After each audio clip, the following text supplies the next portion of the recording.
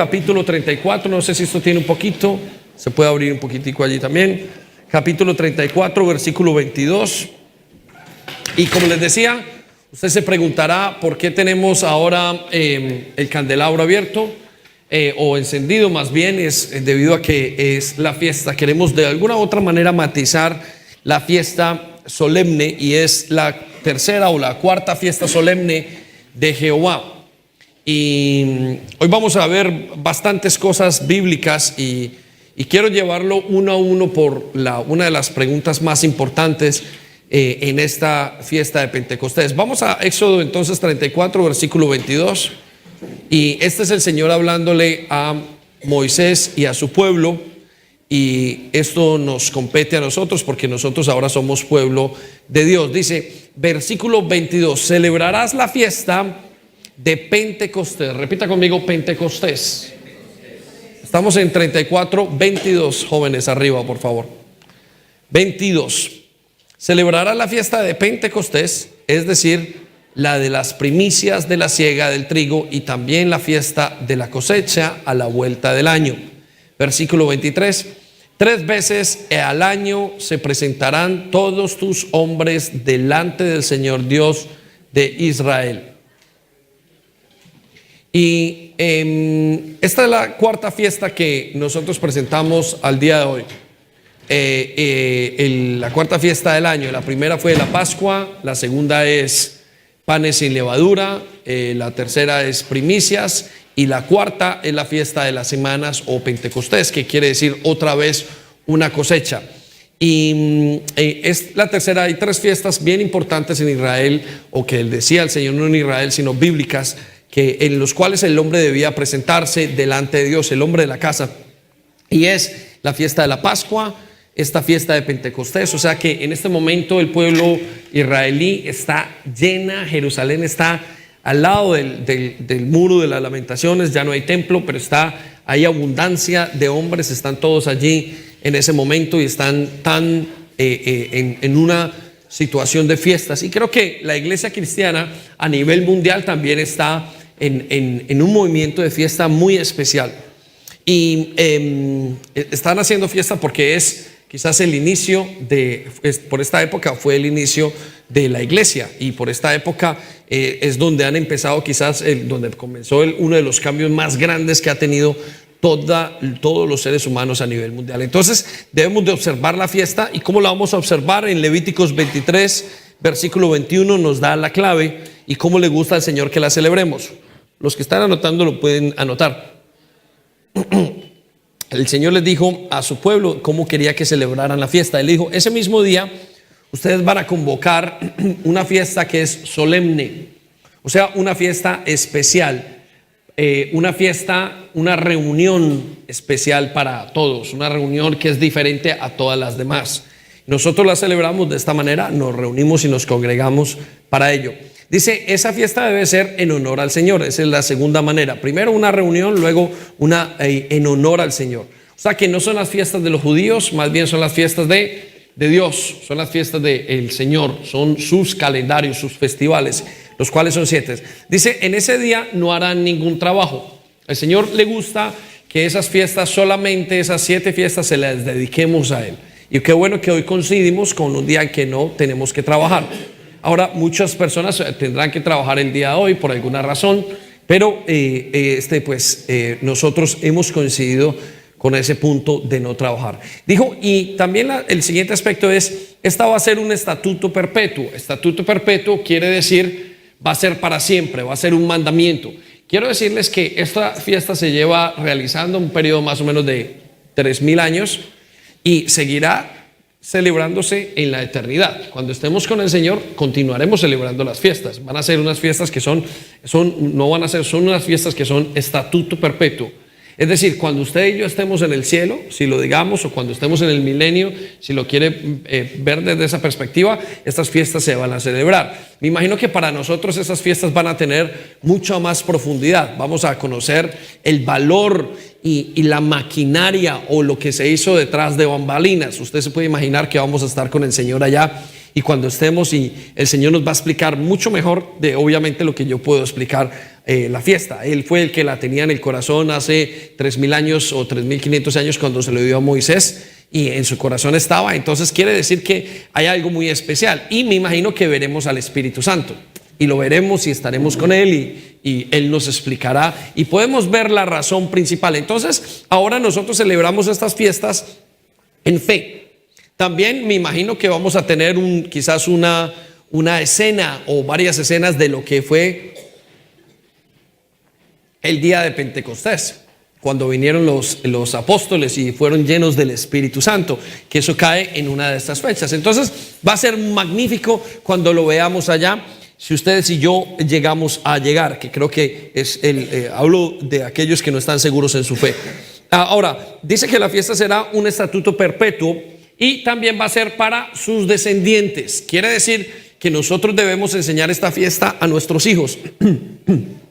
¿Por qué? Porque nuestros hijos se la enseñarán a los siguientes hijos. O sea que usted debe de explicarles a sus hijos: estamos en una fiesta de Pentecostés, deberíamos decirles a nuestros inclusive discípulos y comenzar a enseñarlo. Y de hecho lo estamos enseñando como iglesia.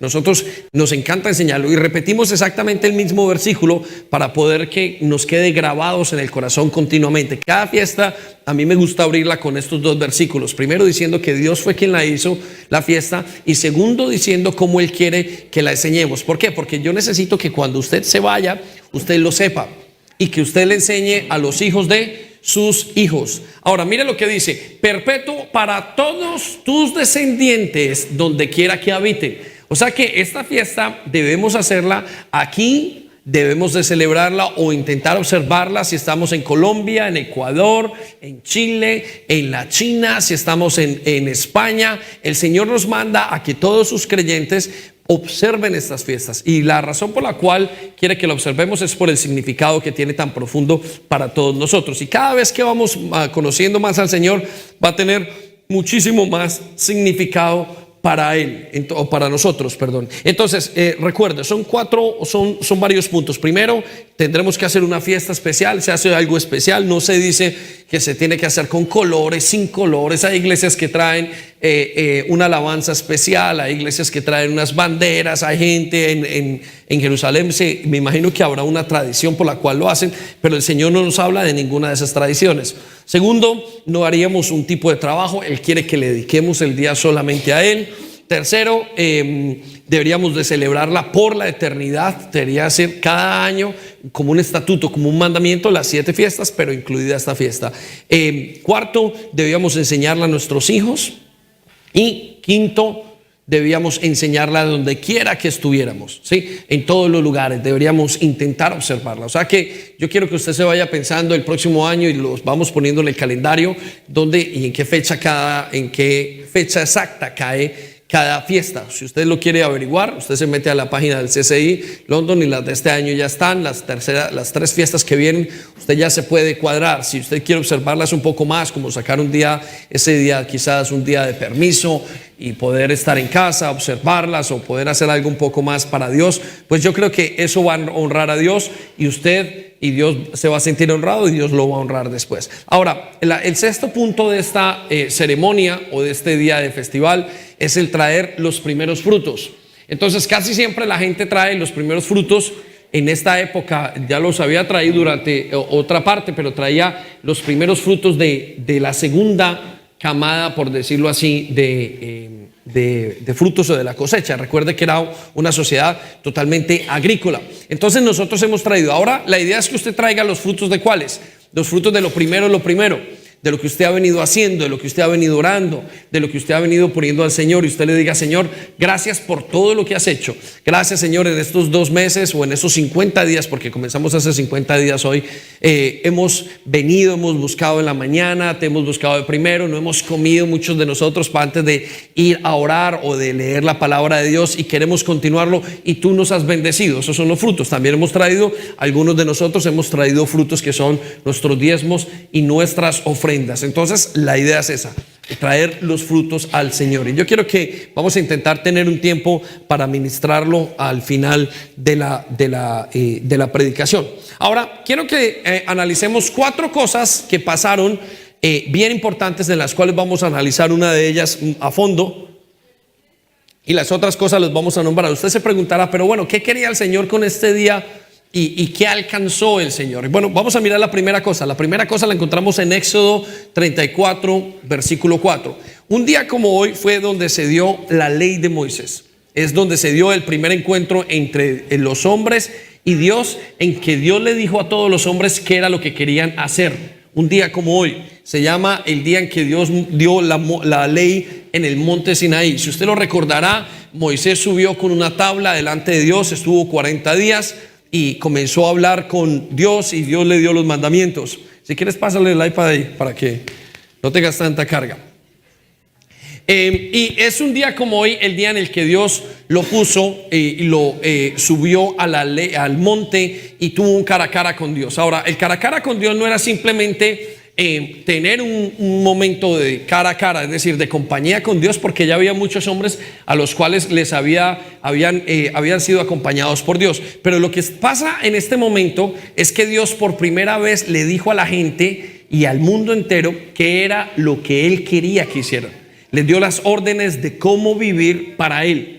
Y le ha puesto 633 mandamientos. Siempre recordamos 10 mandamientos. Vamos a mirar un poco de lo que dice Éxodo 34:4. Dice: entonces Moisés talló 2 tablas de piedra como las primeras. Temprano en la mañana subió al monte Sinaí, tal como el Señor le había ordenado, con las 2 tablas de piedra en las manos. O sea que en este tiempo Moisés está subiendo a presentarse delante de Dios. Y Dios le da por primera vez la ley, le da todos los mandamientos y le dice: Moisés, para que ustedes me complazcan a mí, ustedes tienen que ser perfectos. Y comenzó a dar los mandamientos y comenzó a dar todo lo que tenían. Y el hombre se dio cuenta después del tiempo que no podía cumplir la ley de Dios. Era imposible para cualquier ser humano seguirle el paso a Dios. Dios es tan perfecto que el hombre quiso y le dijo al hombre: bueno, ahora tú me quieres seguir, te sientes perfecto, crees que lo puedes hacer, pues estas son mis leyes, vamos a ver si en estas reglas tú sigues. Y el hombre se dio cuenta en ese tiempo que no pudo continuar con Dios, no podía. La ley trajo al hombre algo que se llamaba muerte. Cada uno de ellos intentaron suplir las necesidades o cumplir con las leyes, y todos llegaron a la misma conclusión: no se puede, es imposible, Dios es muy perfecto y yo no puedo hacer nada. Tal vez sí, cuando usted y yo nos sentíamos antes de llegar a Cristo. La segunda cosa que pasó, o el segundo significado que tiene la fiesta para nosotros, es que comenzó algo que se llama la era del Espíritu Santo. ¿Sí? Quiero que me coloquen atención aquí, por favor. Primero fue el día en que fue entregada la ley, y luego el segundo significado es la era del Espíritu Santo, lo que comenzó a hacer el Espíritu Santo. Quiero hacer un paréntesis aquí. La historia bíblicamente o teológicamente está dividida en 3 partes.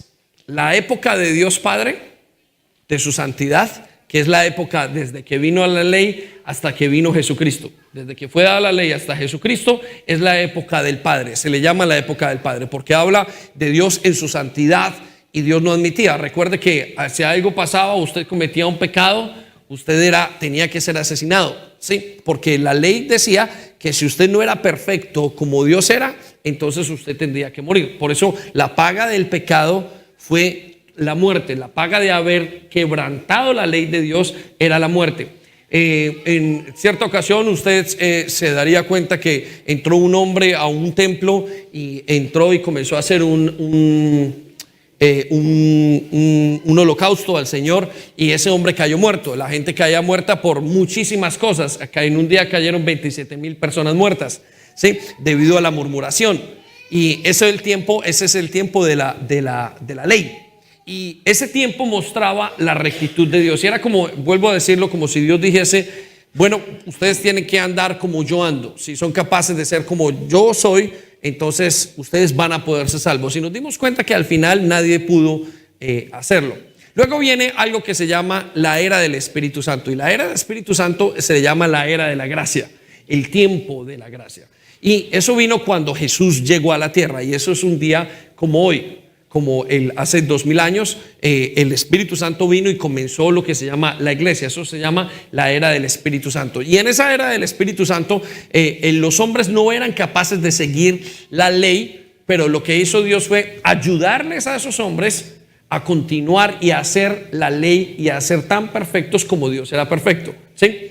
Y vamos a ver cómo fue ese día, un momento en Hechos capítulo 3 versículo 19, el conteo que nos da la Biblia. Dice que eso se llama la época del Espíritu Santo, la época del el refrigerio, en el cual nosotros tenemos descanso. Antes de seguir y antes de leerlo, voy a mencionar la tercera etapa. La tercera etapa es la época de Jesucristo, que se llama el milenio.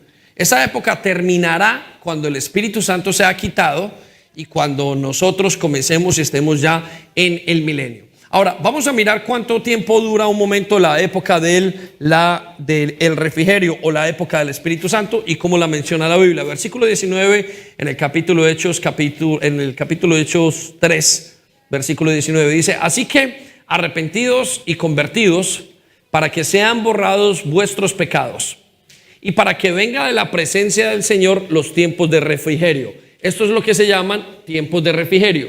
Es el tiempo donde nosotros estamos recibiendo una ayuda especial. La ley era una carga y ahora nosotros recibimos una ayuda especial de parte de Dios. Se le llama tiempos de refrigerio. Repita conmigo: tiempos de refrigerio.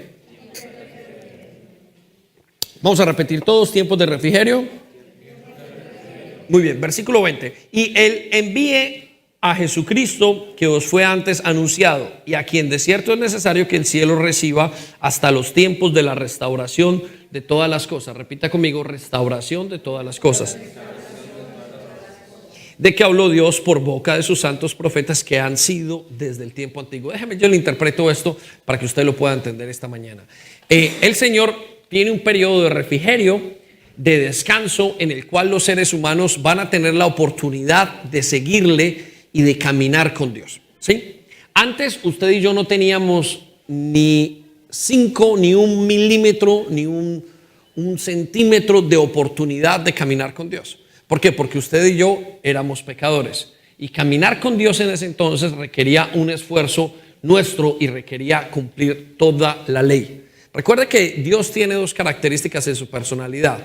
Primero que todo, Dios es santo, y segundo, Dios es amor. Y aunque tenemos un gran énfasis en que Dios es amor, Dios es amor, Dios es amor, el primer énfasis de la personalidad de Dios es su justicia y su santidad. La santidad de Dios quiere decir que Él no comete pecado y que Él no anda con gente que cometa pecado, ¿sí? Por consiguiente, para que Él andase con nosotros, o para tener una relación con Dios, nosotros teníamos que quitar todo el pecado y teníamos que ser completamente limpios. El problema es que ninguna persona puede mantener o cumplir la ley. La ley continuamente es quebrantada por nosotros, por nuestra naturaleza pecaminosa. Entonces, a esa etapa se le llama la etapa del Padre. La segunda etapa es la etapa del Espíritu Santo y la tercera etapa es la etapa de Jesús. La segunda etapa del Espíritu Santo es cuando por medio de Jesucristo Él viene a nosotros y nos ayuda a cumplir la ley, ¿sí? Antes no éramos capaces de cumplirla, ahora Dios nos ayuda a nosotros a cumplir la ley por medio de su Santo Espíritu. Por eso se llama la etapa de la gracia. Antes, si usted decía algo o hacía algo o tenía simplemente, por decirlo así, un mal pensamiento, alguna cosa, usted quebrantaba la ley, usted merecía que lo mataran. Ahora Dios dice: yo ya no lo veo a usted y su pecado, estoy viendo a Jesucristo. Cuando Él ve a Jesús en vez de usted, entonces Dios se le llama a esto la etapa de la gracia, una etapa donde usted puede. Gracias es algo gratis, gracias quiere decir y habla del perdón. Gracia quiere decir de algo que usted debía pagar y usted ya no lo tiene que pagar. Es una gracia, es como un regalo. Es la vida eterna y es el periodo de la gracia. Entonces, en este momento estamos bajo el periodo de la gracia. Por otras partes, al periodo de la gracia se le llama el tiempo de refrigerio, pero también se le llama el tiempo de la restauración de todas las cosas. ¿Y qué es el tiempo de la restauración? Es cuando el Espíritu Santo viene a trabajar en todos los seres humanos, aquellos que son creyentes, aquellos que le aceptan, y comienza a restaurar cada área que habíamos perdido en el jardín del Edén. Recuerde que cuando nosotros estábamos en el jardín del Edén, nosotros perdimos todo. Adán y Eva perdió todo. Ellos caminaban con Dios, hablaban con Dios, no pecaban. Usted no pecaba antes, usted no, nuestros antepasados, o Adán más bien, no pecaba antes de cometer, y sus hijos no tendrían que pecar. Usted ahorita lucha con situaciones en su vida como el mal genio, la ira. Usted lucha con situaciones en su vida como una adicción. Usted lucha con situaciones en la desobediencia. Tantas cosas que usted lucha, y es debido a el pecado que viene dentro de usted. Entonces, lo que hace Dios ahora es que a través de Jesucristo usted recibe al Señor y usted recibe también al Espíritu Santo, y entonces usted es capaz de cumplir esa ley que era imposible de cumplir antes. Por eso es que algunos de ustedes y nosotros hemos experimentado unos cambios grandísimos. Antes no éramos capaces de dejar de fumar, ahora ya somos capaces de dejar de fumar sin ningún problema, sin ir a un centro. Antes la gente tenía que dejar de beber, por ejemplo, y tenía que irse y la tenía que reclusar. Hay gente que todavía lo tiene que hacer, pero debido al Espíritu Santo y la fuerza que tiene el Espíritu Santo de cambiar, entonces la persona puede hacerlo sin ningún problema. Por eso llamamos a la segunda etapa o el segundo significado, el significado de el comienzo de la era del Espíritu Santo. Ahora, ¿cuándo va a terminar la era del Espíritu Santo? Si comenzó con Jesucristo hace 2000 años, y hace 2000 años Dios ha ido cambiando hombres y cambiando corazones de una manera preciosísima, tiene que tener un final. El final lo vemos en Tesalonicenses capítulo 2, versículos 6 a 7. La era del Espíritu Santo que comenzó en Pentecostés terminará, o que comenzó hace 2000 años, 2018, 2014 años, va a terminar en el día en que venga el anticristo. Vamos a mirarlo. Versículo 6 dice: y ustedes saben qué es lo que lo detiene. Está hablando del anticristo y está hablando de los tiempos donde se van a acabar y donde se va a levantar. Dice: porque solo puede darse a conocer cuando le llegue su momento. Habla del anticristo. Versículo 7: pues esa anarquía ya está en marcha en forma secreta y permanecerá secreta hasta que el que la detiene se quite de en medio. Hay un punto donde el Espíritu Santo va a ser quitado y se va a acabar este periodo de la gracia para la gente. Ya tiene que ver con ya la venida de Jesucristo. O sea que todas estas fiestas nos ayudan a entender que hay un momento donde Jesús va a volver y se va a acabar lo que se llama ese periodo de la gracia, o entraremos en la época de el milenio, donde Jesús va a tener que venir a juzgar. Ya no va a venir como Salvador, sino que tendrá que venirse a sentar en el trono para poder juzgar. ¿Sí? Eso es la etapa, y esa etapa se termina, dice la Biblia, cuando el Espíritu Santo sea quitado de la tierra. Vamos a pensar en esto. El Espíritu Santo está en este momento alrededor de nosotros. Él dice en la Biblia, y lo vemos por allá en Proverbios capítulo 8, si usted lo quiere leer en casa, dice que está gritando continuamente, está hablando desde el primer día de Pentecostés, está hablando, está intentando, está diciéndole a la gente, está trayéndonos a cada uno a Cristo. Usted puede que no le conozca, pero usted le ha oído muchas veces. Puede que usted no le haya recibido, pero seguramente él ha estado allí, como casi algunos lo interpretan como la voz de la conciencia. ¿Sí? O sea que en estos 2000 años el Espíritu Santo está haciendo un trabajo, hablándole a los hijos, hablándole a los padres, hablando en las calles, haciendo una cantidad de labor tan grande, y muchas veces ni siquiera le reconocemos. A eso se le llama la etapa del Espíritu Santo. El tercer significado entonces, y esa etapa del Espíritu Santo nos lleva al tercer significado. El tercer significado lo encontramos en Hechos capítulo 2, versículo 1. Y es el comienzo de la iglesia. Y en este tiempo nos dice la Biblia en Hechos capítulo 2, nos dice que por esta temporada comenzó la iglesia. Usted se dirá, ¿dónde comenzó ese movimiento? Pero olvídese de la iglesia como la iglesia en los lugares, o el primer día que se hizo un templo, ¿no? Los templos se llegaron a hacer muchísimo después. Yo estaba hablando de algo que se llama la iglesia invisible, ¿sí? Déjeme, yo le digo, la iglesia invisible es la gente. Quizás alrededor, en la esquina de allí, usted tiene un creyente que es una persona que es creyente y no ha ido a la iglesia, es una persona mayor, ya no le alcanza a ir a la iglesia, está muy enfermo. Esa persona hace parte de la iglesia invisible de Dios, lo que se llama la iglesia que no vemos local. Cuando estamos hablando de la iglesia que comenzó en Pentecostés, en este día como hoy, fue la iglesia invisible, la iglesia a nivel mundial. Y comenzó para el hombre una de las cosas más grandes en toda la humanidad. La iglesia de la Biblia nos dice que es un fenómeno a nivel mundial. Nadie se imaginó lo que hace la iglesia. Bien, les voy a contar una cosa. La iglesia, no hay institución que haga lo que hace la iglesia. La iglesia sana, la iglesia trae, la iglesia forma familias, la iglesia mantiene economías. La iglesia se va y es quizás la organización, por decirlo así, más efectiva que hay. No es un ejército, defiende, cambia. No es un colegio, enseña. No es un hospital, pero sana. La iglesia tiene unas características tremendísimas que no las tiene nadie. Cuando usted compara la iglesia con el cónsul o con el gobierno, por ejemplo, de Inglaterra, no le daría ni a los talones. ¿Por qué? Porque la iglesia o el gobierno de Inglaterra no alcanzaría a entrar al corazón de cada familia.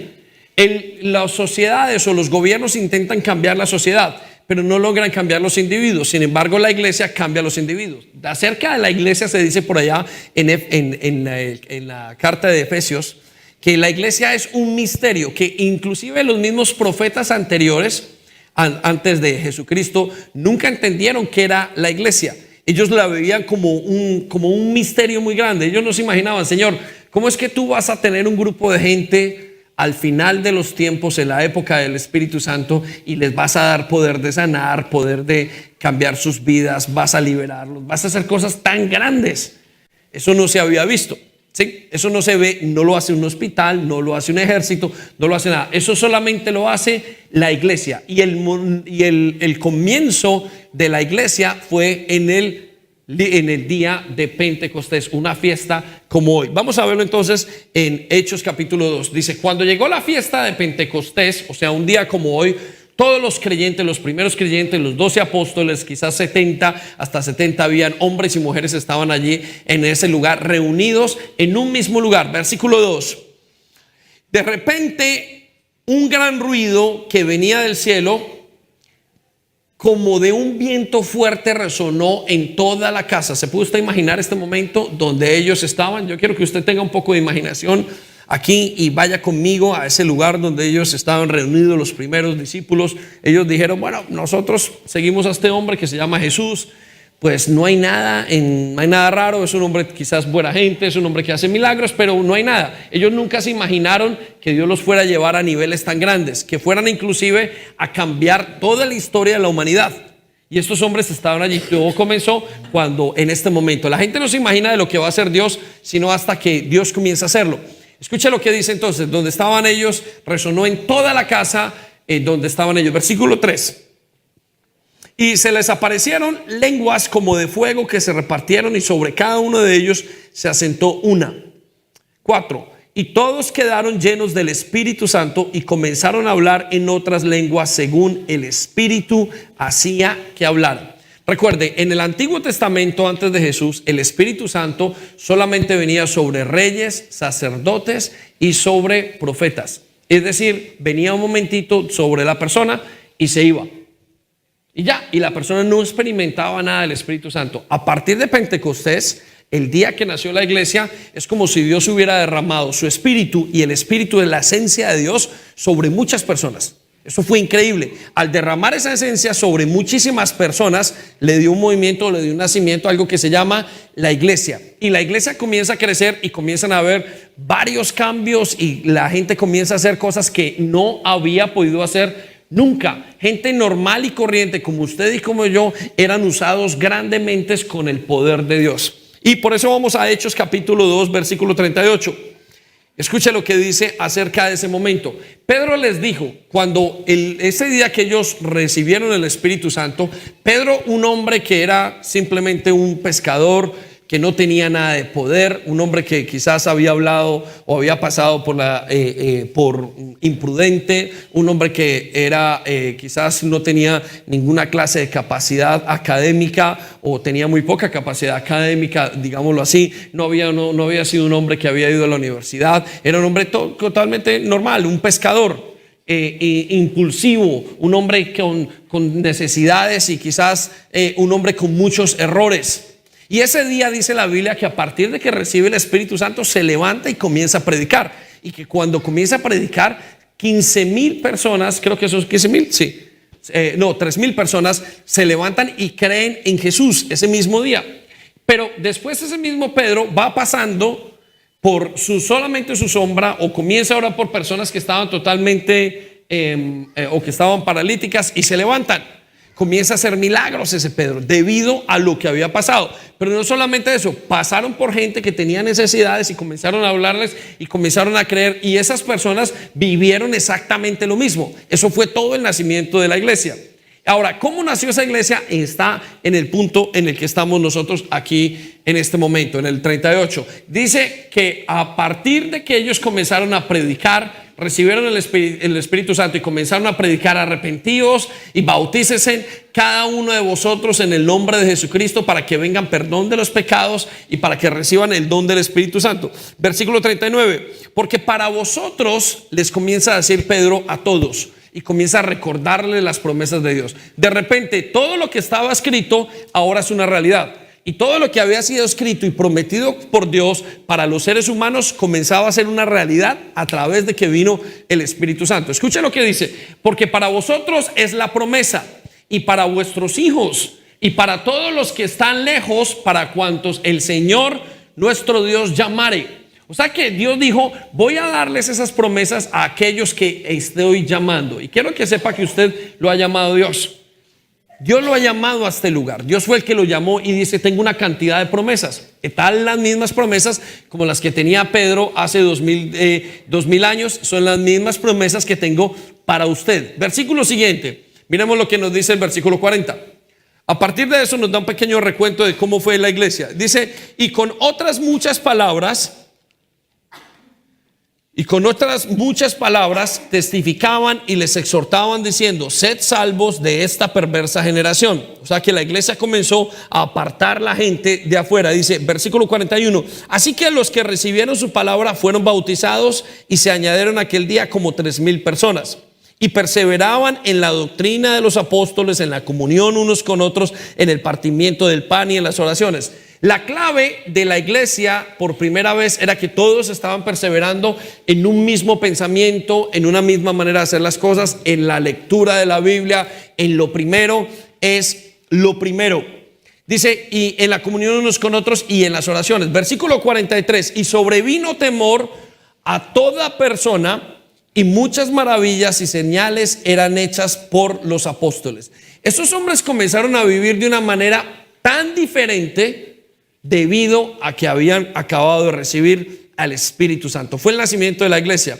Versículo 44: todos los que habían creído estaban juntos y tenían en comunión todas las cosas, y vendían sus propiedades inclusive y sus bienes, y los repartían a todos según la necesidad de cada uno.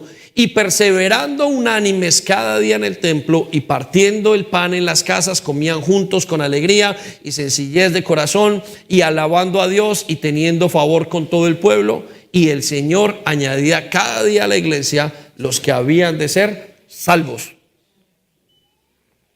Repita conmigo: los que eran salvos. Entonces, el movimiento fue muy especial. Cuando vino el Espíritu Santo, se formó un movimiento, una cosa que se llamaba iglesia. Y esa iglesia no había quien la parara. Era la capacidad de cambiar la vida de la persona, cuando en los anteriores 4,000 años no se habían cambiado.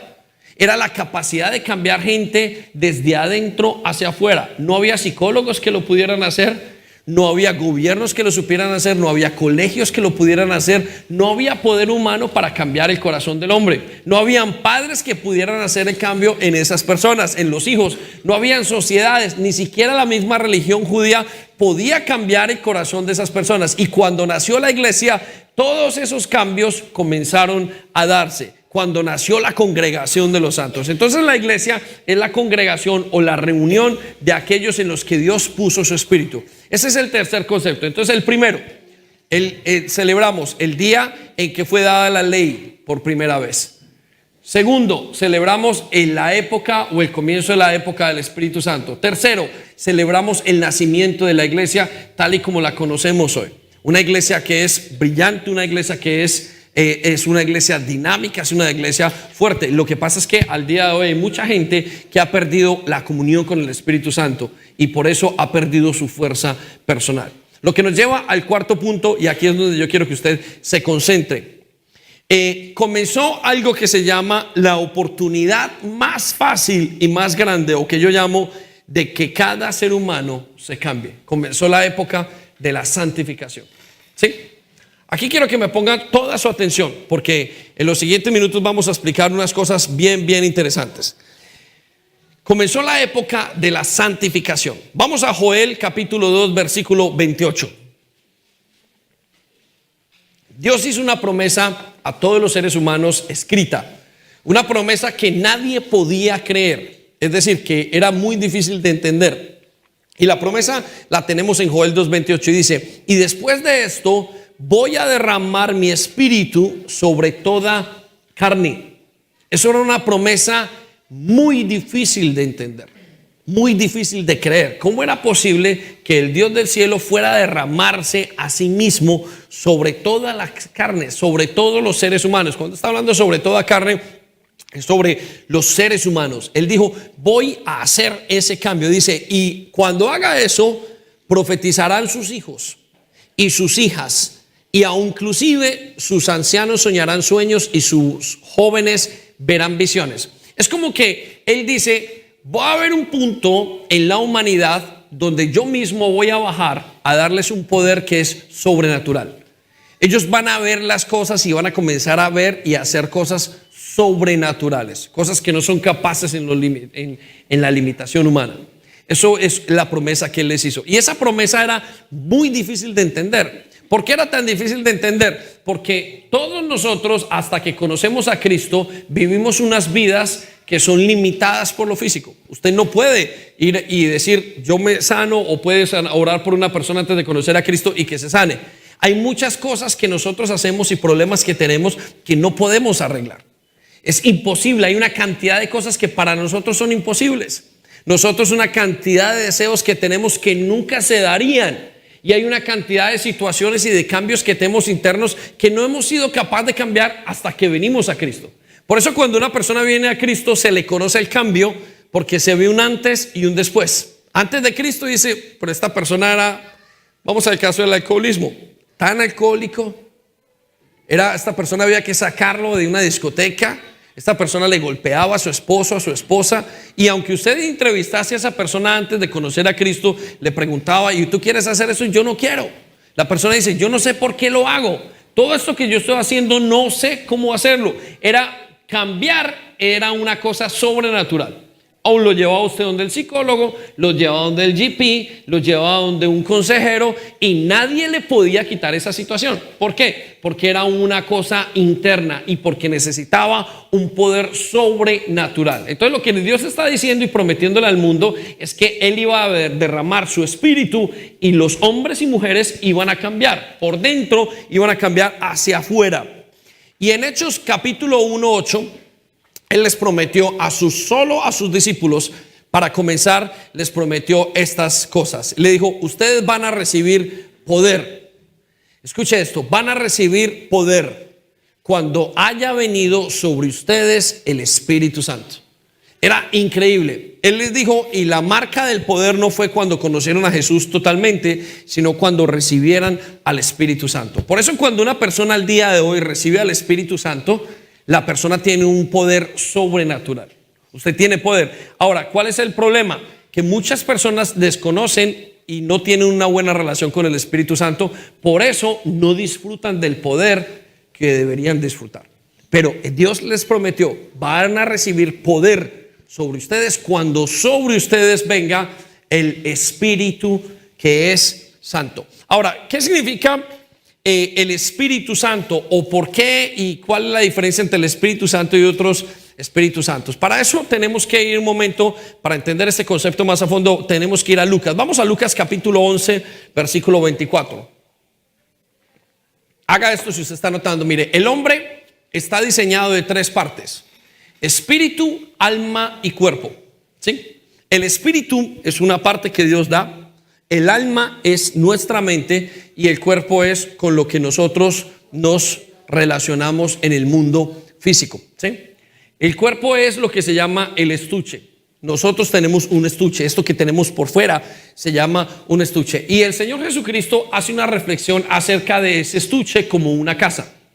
Para el Señor, el ser humano, el cuerpo del ser humano es como una casa. Él lo ve como una casa. Y dice que en esa casa está diseñada para vivir espíritus, ¿sí? Para vivir su espíritu más el espíritu o otro espíritu que haya. Vamos a mirarlo cómo es que el Señor lo plantea para que tenga un poco más de sentido para todos. Versículo 24 dice: cuando el espíritu inmundo sale del hombre, él está haciendo una referencia a una persona que está endemoniada, pero de aquí vamos a sacar una conclusión un poco mayor. Dice: cuando el espíritu inmundo sale del hombre, anda por lugares secos y busca reposo, y no hallándolo, dice: volveré a mi casa de donde salí. Repite conmigo: mi casa. Repita más fuerte: mi casa. Entonces dice que el espíritu, hay un espíritu que está en el hombre, y que cuando ese espíritu es echado fuera, en ese momento está haciendo una liberación el Señor Jesús. Dice que ese espíritu sale de esa persona, de ese cuerpo, de esa casa, sale de ese estuche, sale de ese lugar. ¿Estamos? Es el diseño que Dios le ha dado para los hombres. El hombre tiene un estuche y ahí puede habitar un espíritu. Y dice que cuando ese espíritu es echado fuera, Él lo saca. Ahora, versículo siguiente, 25. Y cuando llega, la halla barrida y adornada. Versículo 26. Y cuando, versículo 26, sí. Cuando llega, la halla barrida y adornada. Y el versículo 26 nos dice: entonces va y toma otros 7 espíritus peores que él, y entrados moran allí, y el postrer estado de aquel hombre viene a ser peor que el primero. Desde que nosotros salimos del jardín del Edén, sobre los hombres y en los cuerpos de los hombres han habitado espíritus. Espíritus, ángeles caídos, como usted lo llama, han habitado sobre o dentro del cuerpo de los hombres. A eso se le llama una persona que está poseída, dentro de los cuerpos que tienen las personas. Entonces quiere decir que hay espíritus y el Espíritu Santo. ¿Estamos? Ahora voy a hacer una enseñanza bien importante. Recuerde, entonces para Dios nosotros tenemos una casa. Esa es la manera como Dios nos diseñó. Vamos a 1 Juan capítulo 4 versículo 1. Dice así: amados, no creáis a todo espíritu, sino probad los espíritus si son de Dios. Resulta que la Biblia nos dice que hay muchos espíritus, pero hay un solo espíritu que le pertenece a Dios. ¿Estamos? Hay muchos espíritus, pero un solo espíritu le pertenece a Dios. El espíritu que le pertenece a Dios se le llama el Espíritu Santo. ¿Sí? Entonces, en una persona habita o el Espíritu Santo o otro espíritu. Hasta el momento en el que la persona conoce a Cristo, allí comienza a habitar el Espíritu Santo sobre la persona. Entonces, ese espíritu que habita sobre la persona es lo que manipula o lleva o influencia a esa persona a través de su vida. Por eso uno encuentra personas, vuelvo al caso del alcoholismo, donde están influenciadas por un espíritu de alcoholismo. Yo no sé si usted conoce una familia donde el alcoholismo haya tocado a su papá, a su mamá, y parece que lo tuvieran como inclusive en los genes o las adicciones. Y los hijos salen alcohólicos, y los hijos de los hijos salen alcohólicos, y todo uno ve que en toda la familia hay un patrón de comportamiento que tiene que ver con las adicciones y el alcoholismo. Eso es una cosa espiritual. Dentro de esas personas o en la vida de esas personas se rige o se tiene un comportamiento de espíritus. Todos tenemos un comportamiento en nuestras familias que se repite. Casi siempre es un espíritu, hasta que llega alguien que se llama el Espíritu Santo. Entonces quiero que se imagine aquí muchos espíritus, pero de todos ellos hay un espíritu que es santo. Repita conmigo: es santo. Olvídese del nombre, porque le conocemos ya por nombre y apellido. El Espíritu Santo es como si estuviéramos hablando de una persona. No. Cuando hablamos del Espíritu Santo, estamos hablando del Espíritu que es santo y diferente a todos los demás espíritus. ¿Estamos? Entonces, en el día de Pentecostés, Dios dijo: voy a derramar sobre el Espíritu que está sobre todos los demás espíritus y que es santo y que es separado sobre los seres humanos. Es el espíritu que hay en Dios, pero no cometa el error de pensar que no había nada en su vida. Cada uno de nosotros habíamos sido influenciados o habíamos sido llenados de otra clase de espíritus. ¿Sí? Hasta que viene el Espíritu Santo, cuando se recibe en Pentecostés, lo saca fuera. Y esa persona deja de tener el comportamiento que tenía anteriormente. cambió y tuvo la fuerza para cambiar. ¿De dónde viene? Debido al valor del Espíritu Santo. Entonces yo quiero que ustedes identifiquen hoy, o que identifiquemos si en usted está o no el Espíritu Santo. Porque a lo mejor en usted, ahora que estamos en este tiempo de Pentecostés, usted tiene otro espíritu. Y puede que aunque usted venga a la iglesia y diga, sí, yo es que creo que yo tengo el Espíritu Santo, porque usted cree mentalmente que tiene el Espíritu Santo, pero usted no tiene las señales de que el Espíritu Santo está viviendo en usted. Y si tiene las señales, ¿por qué no está la fuerza? No se le da, no tiene la fuerza para hacer lo que tiene que hacer. Ahora, el Espíritu Santo no puede ser recibido por una persona que no sea creyente. Usted puede recibir cualquier espíritu. Conozco el caso de una mujer que tiene esquizofrenia, o tuvo esquizofrenia, era una joven, y ella recibió un espíritu de locura a través de un consumo de drogas, pero el consumo de drogas no le daba para ese espíritu de esquizofrenia. Pero cuenta los familiares que ella le decía al espíritu, decía, yo quiero que se me metan todos los espíritus de muerte, quiero que tener todos esos espíritus que vengan dentro de mí. El hombre tiene derecho, el hombre es como una casa, el ser humano es como una cajita, y uno tiene derecho para que entre sobre uno cualquier espíritu. Quiero que piense en este momento cuál es el espíritu que usted tenía antes de conocer a Cristo y que se veía en su familia y que actuaba en usted, ¿sí? Hasta que no viene el Espíritu Santo y lo echa fuera, usted no puede cambiar su vida. De eso se trata la venida del Espíritu Santo. Por eso es el mejor momento de la vida de los seres humanos, porque es el momento donde el ser humano puede desarrollar su máximo potencial. Puede ser buen papá, puede ser buena mamá, puede ser buen trabajador, puede ser buen hijo, puede ser buen estudiante. En ese momento es donde se desarrolla el resto o la máxima potencia que tiene el ser humano. Es en el momento cuando viene el Espíritu Santo. Vamos a ver, el Espíritu Santo en Juan 14, 17 nos dice que ese Espíritu no puede ser recibido por personas que no creen. ¿Sí? Vamos a mirarlo cómo es que lo plantea el Señor Jesús. El Espíritu de verdad, a quienes los que son del mundo no pueden recibir, porque no le ven ni le conocen.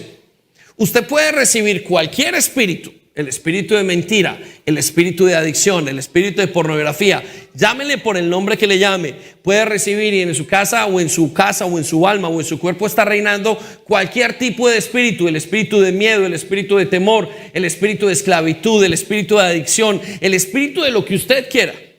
Pero si usted no conoce al Espíritu Santo, usted nunca va a poder tener al Espíritu de Dios, el espíritu que es diferente a todos los espíritus. Casi que yo le estoy predicando para que usted entienda la diferencia entre qué es el espíritu que es santo y diferente al espíritu normal, a los espíritus que hay alrededor de nosotros. Y con eso no estoy hablando que yo vea demonios en todas partes, pero estoy hablando de la realidad bíblica de qué es tener verdaderamente al Espíritu Santo.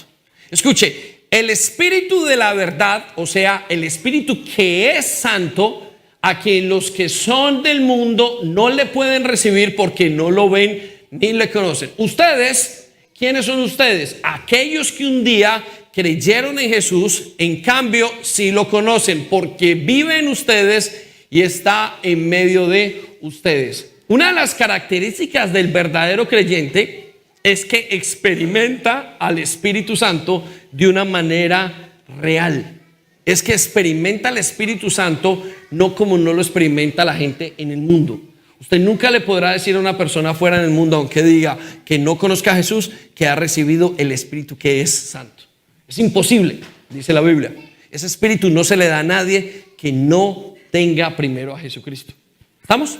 Entonces, el día que vino ese Espíritu sobre nosotros, el Espíritu que es santo, nosotros fuimos verdaderamente transformados.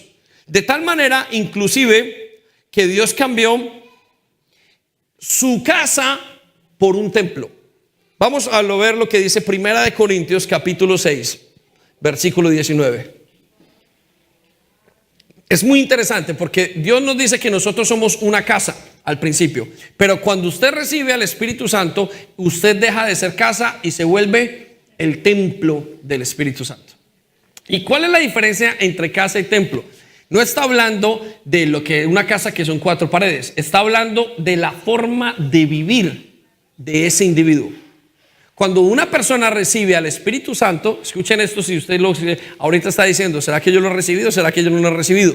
Cuando usted recibe al Espíritu Santo, usted comienza a vivir como si usted fuera un templo. Deja de vivir como si usted fuera una casa. En una casa usted hace lo que quiere.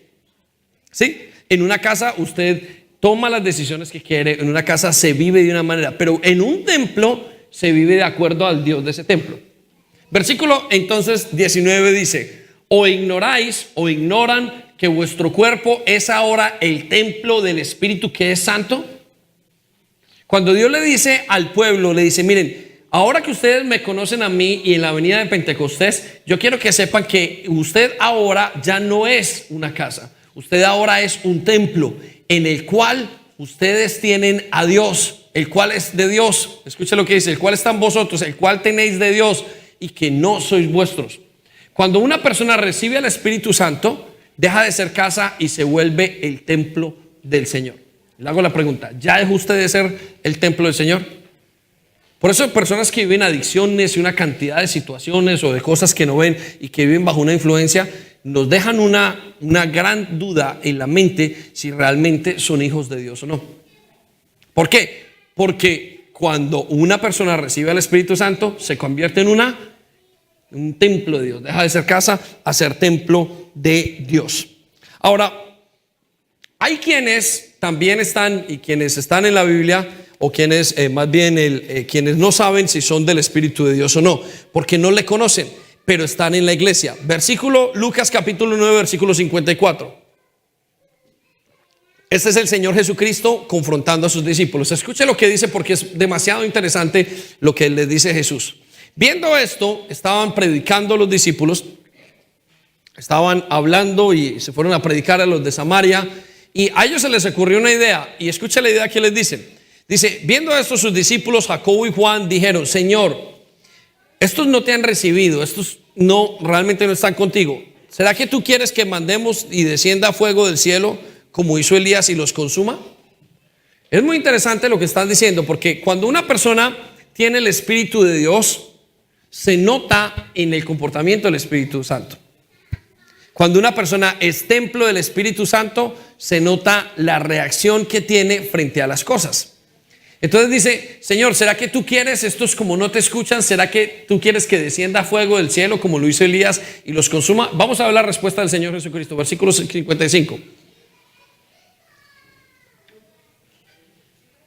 Entonces, volviéndose él, los reprendió diciendo: vosotros no sabéis de qué espíritu sois. Ellos no estaban seguros si estaban siendo influenciados por el Espíritu Santo o por un espíritu de muerte. Y yo me temo que esa es la realidad de la iglesia en muchos aspectos. Muchos no saben si son del Espíritu de Dios o si son del Espíritu Santo. Perdón, si son de un espíritu fuera que no es santo, o son del Espíritu de Dios o el Espíritu que es santo. Entonces yo le hago la pregunta: ¿qué habita en usted? Porque nosotros estamos acá en la iglesia y venimos cada 8 días y venimos contentos, y la iglesia tiene una capacidad que es la capacidad de traer una familia.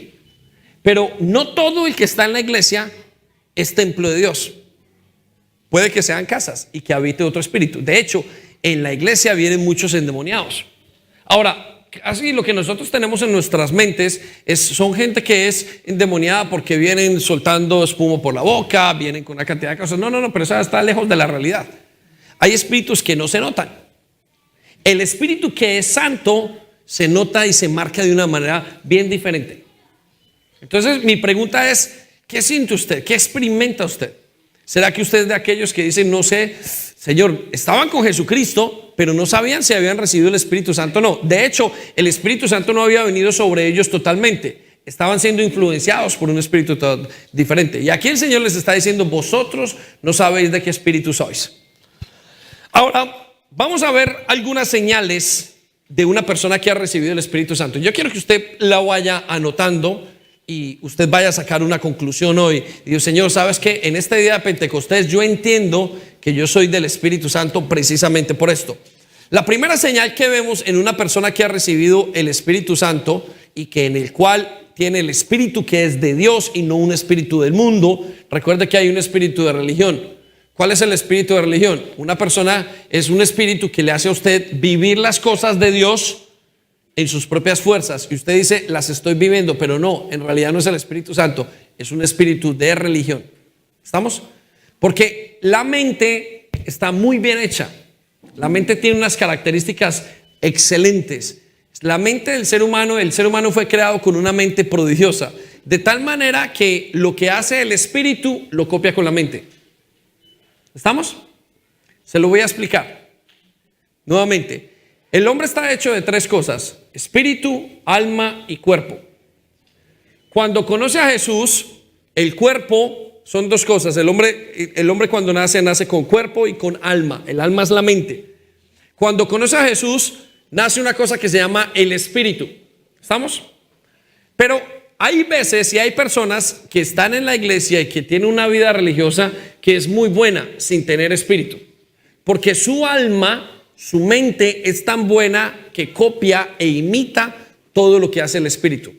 Y son muy difíciles inclusive de discernir. Esas personas no tienen el espíritu que es de Dios, sino que esas personas tienen el espíritu de religión. Por eso nos encuentran en la Biblia tantas veces y personas tan correctas, y uno dice, como el joven rico que le seguía en todos los aspectos, y digo, ¿qué pasó con este joven? Resulta que ese joven mantuvo la ley, se comportaba bien, traía sus diezmos, hacía sus cosas, pero no era un hombre que verdad era convertido. Era un hombre que en su casa era un espíritu, vivía un espíritu de religión. Y cuando vivía en ese espíritu de religión, él creía que tenía al espíritu que es santo. ¿Estamos? Entonces, por eso es importante que usted identifique las señales de una persona que tiene al Espíritu Santo. Vamos a ver lo que nos dice el Señor Jesucristo y Pablo, que fue un excelente conocedor de lo que es el Espíritu Santo. ¿De quién es el Espíritu Santo? La primera característica de una persona que ha recibido al Espíritu la encontramos en Juan capítulo 16 versículo 8. Y dice, cuando venga el Espíritu, o sea, cuando venga el Señor, estaba diciendo él, ustedes lo van a reconocer porque primero los va a convencer de pecado. Entonces, ¿se siente usted pecador? ¿Y está usted convencido de que usted está pecando? Ahora, no confunda sentirse pecador con romper un valor humano que usted tiene que le enseñar.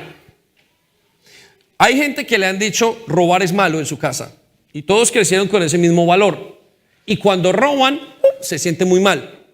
¿Por qué? Porque dicen, mi casa me enseñaron que esto era correcto, que era incorrecto robar y yo lo hago. Y ellos se sienten, cuando roban, se sienten que están mal y lo están haciendo mal ellos mismos. Sin embargo, no sienten nada en contra de Dios. ¿Estamos?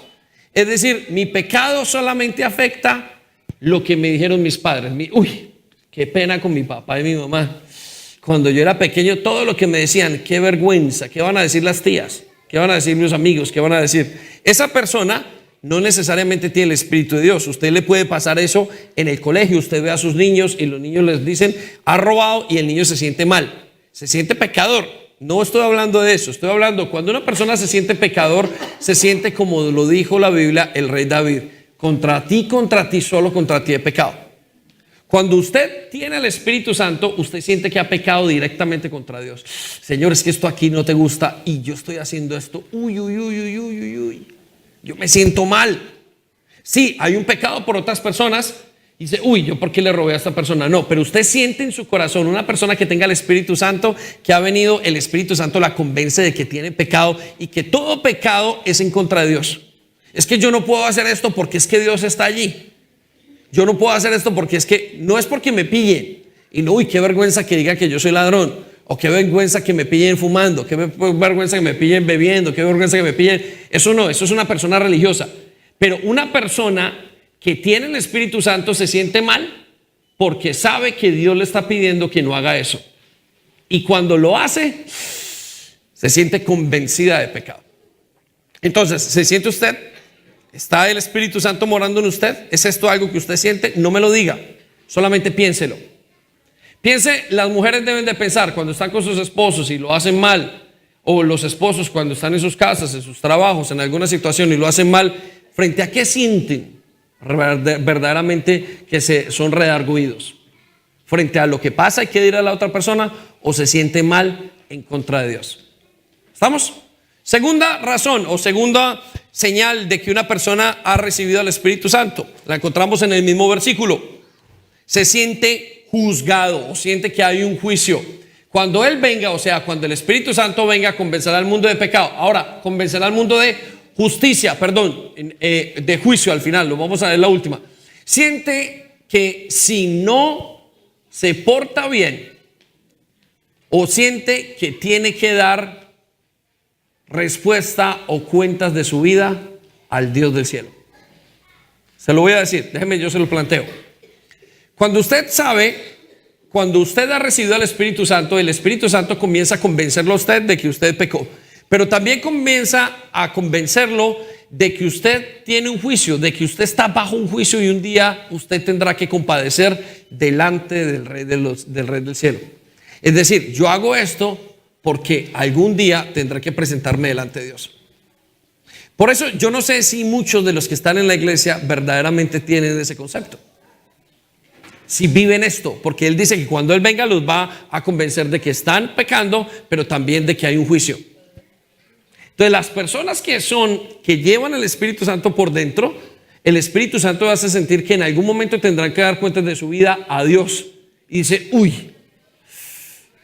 yo quiero mantener mi vida limpia con Dios. ¿Estamos? Los primeros cuando pecan se sienten mal porque pecaron, pero luego sienten algo que se llama un juicio. Sienten que están bajo juicio debido a las acciones que han tomado. ¿Estamos? Entonces, ¿se siente usted? Le doy un ejemplo. El ejemplo es su vida diaria, lo que usted hace. ¿Qué siente después de que usted peca? ¿Qué siente? ¿Siente usted que tiene que darle cuentas a Dios de su vida? ¿Son cuentas? ¿Usted siente que tiene que ir a pedir perdón? Les voy a plantear esto. Mucha gente dice, yo pequé. Y salen de una cosa con su jefe. Yo al tipo lo traté mal, no sé qué. Y bueno, y se les va pasando el tiempo. Y de repente en una predicación dicen, usted tiene que pedirle perdón a su jefe por esto, por esto. ¿Qué hace usted? ¿Qué hace esa persona? Señor, perdóname. No sabía que había pecado en contra tuya. Yo sé que te tengo que dar cuentas de todo lo que hago en mi vida. Pero hay gente que nunca le ha pedido perdón a Dios. Hay gente que ni siquiera se siente que es culpable y que tiene un juicio pendiente con Dios. ¿Estamos? ¿Sí? Entonces quiero que lo piense. ¿Qué es lo que usted hace? Estamos hablando de cosas supremamente prácticas aquí. Tercer concepto. Aquel que tiene al Espíritu Santo y que lo ha recibido está convencido de justicia. ¿Qué es justicia? Tiene una necesidad de hacer las obras de Dios. Cuando usted tiene al Espíritu Santo, usted sabe que tiene que hacer algo para Dios. Usted no se lo plantea, no es que si le invitaron a la iglesia, no es que si el pastor lo dijo, no. Usted tiene una cosa en su corazón de que usted tiene que hacer algo y a ese algo se lo está pidiendo Dios. Se llama justicia. Son las obras de Dios en usted. Porque el Espíritu Santo, la característica que tiene es que trae sobre usted cosas para hacer. Es que Él trae las obras de Dios y Él quiere que usted las haga. Se lo planteo de esta manera. Yo he estado en situaciones donde he ido con mi esposa y yo digo, a esta señora tenemos que hacer esto así, así, así, porque Dios nos lo está pidiendo. Son obras que solamente Él pide, que yo no las haría. Pero yo sé que hay cosas que Él me está pidiendo que haga, que son la justicia. Cosas que yo no haría, pero que Él me las pide como Dios. Por eso cuando una persona tiene al Espíritu Santo, comienza a hacer las obras de justicia. Comienza a querer hacer. Por ejemplo, comienza a querer trabajar en la iglesia. Es una cosa que le sale, pero intrínseca. Es una cosa que le sale natural. Es una cosa que la persona viene cuando dice, bueno, yo tengo que comprometerme, yo tengo que estar bajo una autoridad, tengo que hacer estas obras. No se plantea, ¿será que sí o será que no? Es una persona que dice, yo tengo que hacerlo. Porque el Espíritu Santo que vive en esa persona va a dinamizar al creyente para que el creyente haga las obras de Dios. Él dice que tengo una cantidad de obras escritas que Él tiene desde antes de la creación para que nosotros las hagamos o caminemos por ella. Eso nos dice el libro de Efesios. Entonces pregúntese, ¿usted tiene ganas de hacer las cosas de Dios? No ganas de figurar, ojo, porque hay gente que quiere figurar. ¿Qué significa figurar? Yo quiero hacer las cosas pues porque alguien me, qué bonito se ve, yo quiero servir. No, no, no. Son obras de Dios y casi siempre se nota porque no importa dónde ustedes lo pongan, lo que a usted le importa es hacer lo que Dios le dijo que hiciera. ¿Estamos? Cuando una persona tiene al Espíritu Santo y el Espíritu Santo vive, es el Espíritu que es santo, vive en esa persona, la persona tiene un deseo de hacer las obras de Dios donde le pongan. No dice, uy, es que yo tengo ganas de hacerlo aquí y allá. No, es una persona que dice, yo tengo que hacerlo porque Dios me lo está pidiendo. Y está aquí, pero no me importa. ¿Por qué no me importa? Porque pues, es que yo tengo que hacer lo que está diciendo. ¿Qué más da donde lo haga? Si Dios es el que me lo está mandando a hacer. ¿Estamos? Jeremías, ¿qué decía Jeremías? Jeremías no se le convertía a ninguno. Y él lloraba y Dios lo mandaba otra vez. Y él decía, Señor, yo voy. Veía con lágrimas, pero iba diciendo, Señor, yo tengo que hacerlo porque tú me lo mandaste. El Espíritu de Dios estaba dinamizando esa vida personal que tenía. Entonces el Espíritu Santo le va a pedir justicia. Por eso identifique si es una de las cosas. Cuarta cosa, aquellos en los cuales mora el Espíritu de Dios quieren obedecer. Romanos capítulo 8 versículo 9. Escuche lo que dice la Biblia. Pero si el Espíritu de Dios vive en ustedes, escuche, pero si el Espíritu de Dios vive en ustedes, o sea, que una persona que quiere y tiene el Espíritu de Dios, ya no tienen que seguir sus malos deseos, sino obedecer al Espíritu de Dios. ¿Ok? Dice, el que no tiene el Espíritu de Cristo no es de Cristo. Una persona que no tiene el Espíritu Santo no quiere obedecer la palabra de Dios. ¿Estamos? Se lo repito. Si usted tiene el Espíritu Santo, usted va a querer obedecer a Dios. Si no tiene el Espíritu Santo, pregúntese, a mí es que me da tanta pereza obedecer y estar bajo autoridad. Quiere decir que usted tal vez todavía no tiene el Espíritu Santo. Usted tiene un espíritu de religiosidad. Sencillo.